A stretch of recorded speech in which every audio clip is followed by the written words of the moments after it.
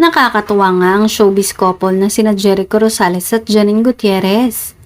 Kung nung una ay hindi pa sila umaamin pero nabuking din dahil sa tawagan nilang Baba. Ngayon naman na umamin na sila sa relasyon nila at nakapagbahagi na din ng ilang detalye tungkol sa love story nila, ay may kumalat naman na video clip.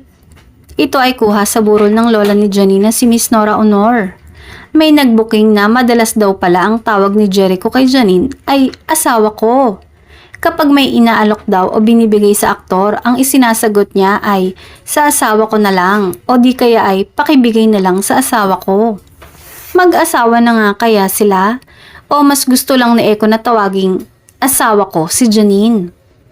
Nakakakilig naman talaga tong si Jericho at talagang napapakilig niya ang girlfriend niya ng bongga. Hindi lang si Janine ang napapakilig ng aktor dahil kahit sinong nakakarinig sa sinasabi niya tungkol sa aktres o nakakakita sa mga gestures niya towards Janine ay talagang kinikilig. Pati ang mga kapatid ni Janine ay kinikilig din sa kalambingan ng aktor.